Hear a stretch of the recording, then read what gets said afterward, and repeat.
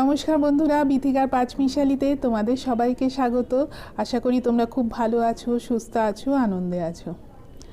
আর আজকের অনেক দিন পরে রোদ উঠেছে, খুব ভালো লাগছে। রোদ না থাকলে কীরকম মনটাও কীরকম খারাপ থাকে, তাই না? গাছগুলো রোদ পাচ্ছে, আমার খুব ভালো লাগছে। তারও দেখাচ্ছি তোমাদের ফুলগুলোকে। এই দেখো, এই গোলাপ এই কুড়ি দুটো বাকি ছিল, ফুটে গেছে। আর এই যে চন্দ্রমল্লিকাগুলো এখানে ফুটতে শুরু করেছে। এগুলো তো আগে ফোটা ছিল, এটা একটুখানি বেন্ড হয়ে গেছে, ভেঙে গেছে আর কি, পুরোটা ভাঙেনি। আর ওই যে চন্দ্রমল্লিকাগুলো, এগুলো এটা তো ফুটে গেছে, এগুলোও ফুটছে। আর এই নয়নতারাগুলো কি সুন্দর লাগছে দেখো। সকালবেলা উঠে এক রাশ ফুল দেখতে কি ভাল লাগে না? আর রোদটা কি দারুণ উঠেছে, দেখি দেখানো যায় কি।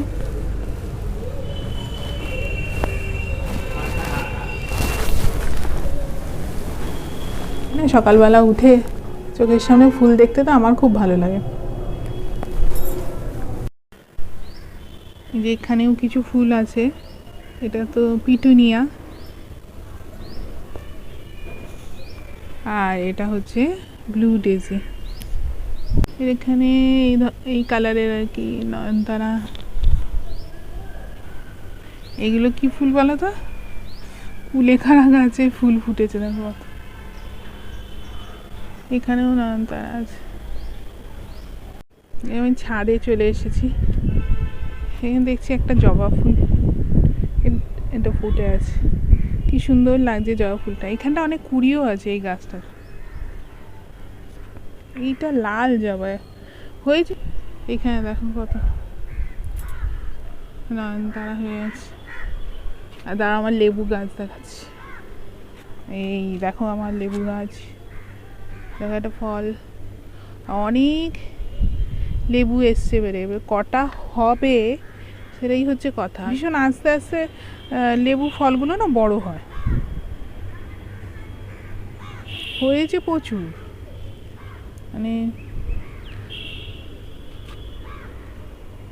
প্রচুর। এদের পাতাগুলো সব ঝরে গেছে, ছাদটাকে পরিষ্কার করতে হবে। পাতা ঝরেছে, শীতকাল তো, শীতকালে পাতা ঝরে যায়।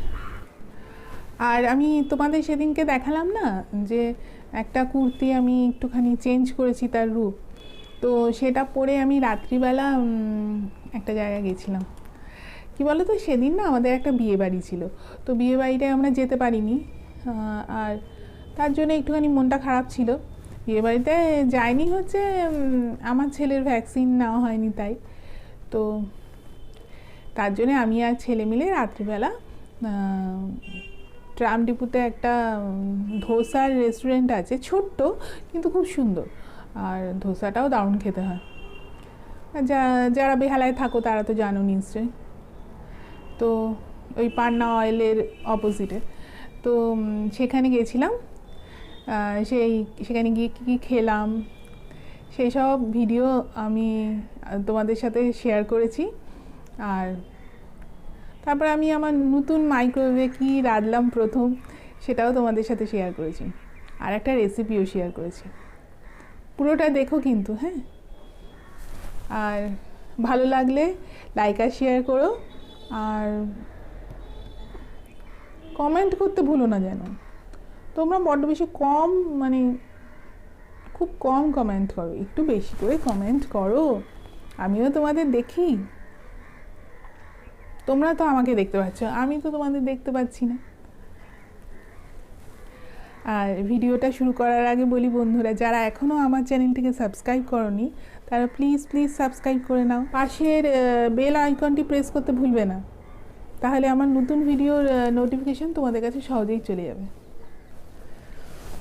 আর আজকে রোদ দেখে আমার একটা গান গাইতে ইচ্ছে করছে, গাই। উঠো উঠো সূর্যাই রে, ঝিকিমিকি দিয়া,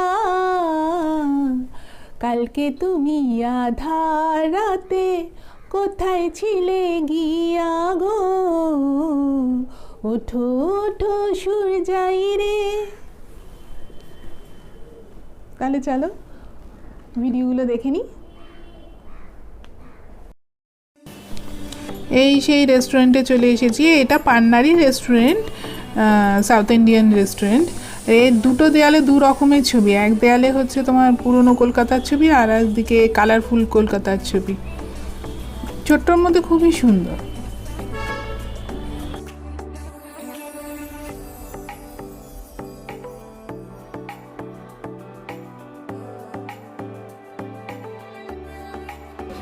আমরা দুটো পেপার ধোসা অর্ডার করেছিলাম আর একটা দই বড়া। তো পেপার ধোসাটা চলে এসেছে। পেপার ধোসাটা এমনি লম্বাতেও অনেক বড় আর খুব কুরকুরে হয়, মানে এমনি ধোসার থেকে একটু বেশি কুরকুরে হয়।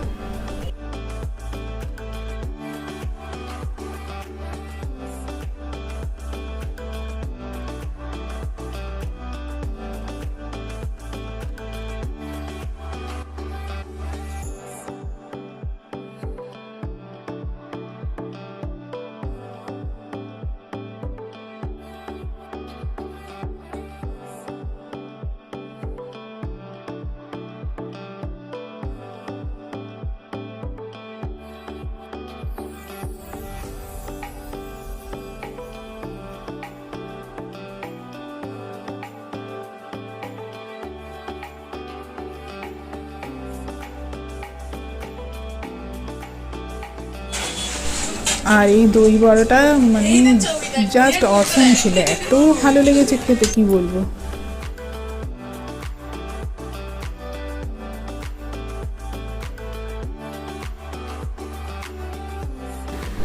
আর এই যে আমি আমার নতুন মাইক্রোওয়েভে প্রথম আর কি মানে রান্না যেটা করছি সেটা পিৎজা রুটি আমি কিনে নিয়ে এসেছিলাম।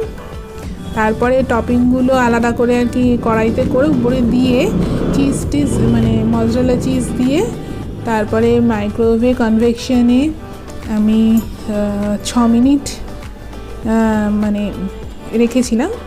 বেশ ভালোই হয়েছিল, খুবই ভালো হয়েছিল। মাইক্রোওয়েভটা এমনিতে খুব কাজে। এবার দেখুন বিরিয়ানি যখন আনি তখন সেই তলায় তোমার ওই যে গরম জল করে তার উপরে বসে, ওগুলো তো ডাইরেক্ট মানে কড়াইতে করা যায় না, তাতে ওটা ভাজা হয়ে যায়। মানে মাইক্রোওয়েভ থাকলে সুবিধা হয় আর কি, সুন্দর গরম হয়ে যায়। সেদিন আমি 4টে পিৎজা তৈরি করেছিলাম, 3 জনের 3টে আর একটা আমরা 3 জন ভাগ করে খেয়েছি। খুব মজা লেগেছে, আমার ছেলের তো খুব ভালো লেগেছে, আমাদেরও খুব ভালো লেগেছে।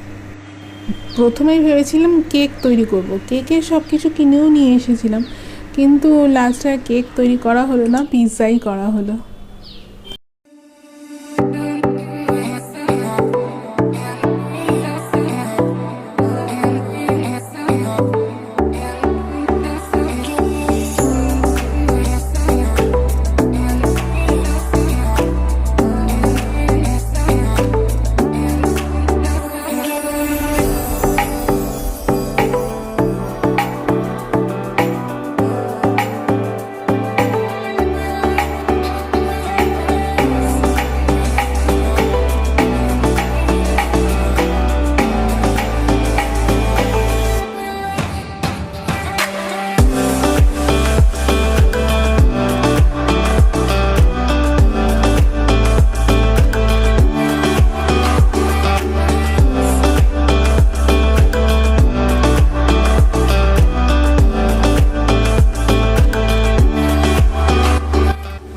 আর এখানে আমি বেগুনের একটা রেসিপি শেয়ার করেছি। প্রথমে তো বেগুনগুলোকে ভালো করে ধুয়ে তেল মাখিয়ে মাঝখান দিয়ে কেটে নিয়ে দেখে নিয়েছি পোকা আছে কিনা, তো আগুনের উপরে রেখে দিয়েছি পোড়াবার জন্য।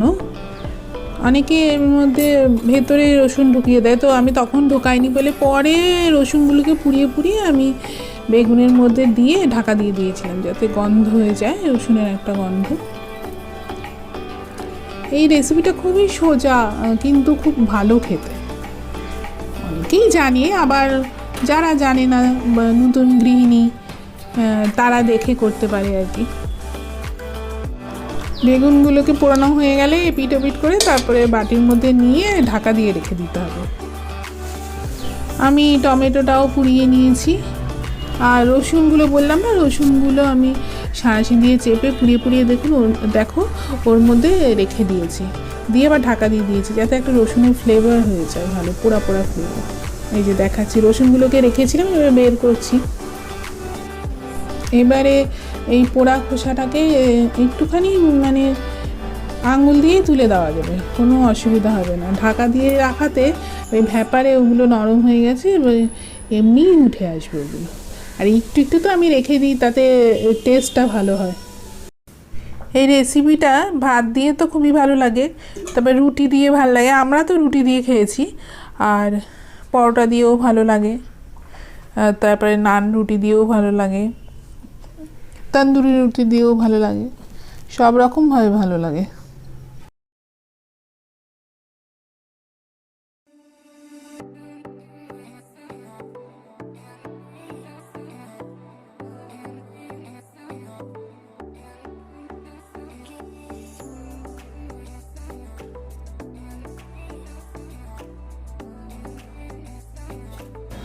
কড়াইয়ে তেল দিয়ে দুটো শুকনো লঙ্কা দিয়েছি আমি, তারপর তাতে পেঁয়াজ কুচি দিয়ে দেবো, রসুন কুচি, আদা কুচি, কাঁচা লঙ্কা সব একে একে দিয়ে দিতে হবে।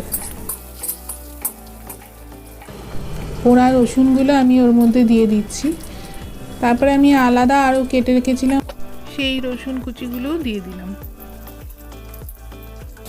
টমেটোর উপর দিয়েও পোড়া খোসাটাকে আমি সরিয়ে টমেটোটাকে এবারে একটু ম্যাশড করে কড়াইয়ে দিয়ে দেবো। তার আগে রসুন আর কাঁচা লঙ্কা আর আদা যে কুচি করে রেখেছি সেটা দিয়ে দিলাম,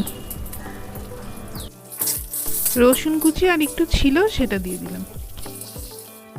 এবারে আমি টমেটোটা দিয়ে দিচ্ছি, তারপরে একটুখানি ভালো করে নাড়বো।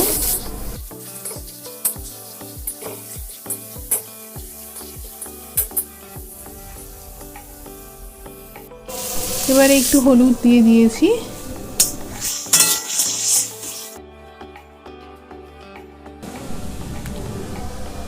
এবার নুন দিয়ে দিলাম। এবারে পোড়া বেগুনটা চটকে নিয়ে একটু তার মধ্যে নুন দিয়ে দিয়েছিলাম, সেটা কড়াইয়ের মধ্যে ঢেলে দিলাম। এবার এটাকে ভালো করে নাড়াতে হবে।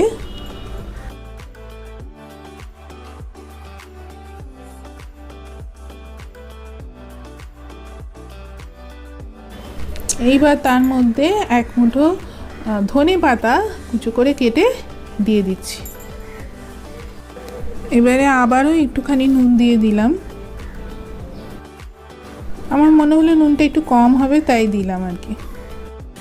এইবার ভালো করে নাড়িয়ে নিয়ে বেগুনের ভাতটা তৈরি। রেসিপিটা যদি তোমাদের ভালো লেগে থাকে লাইক আর শেয়ার করো, আর দেখা হচ্ছে পরবর্তী ভিডিওর সাথে। তোমরা সকলে ভালো থেকো, সুস্থ থেকো, আনন্দ থেকো। নমস্কার, টাটা।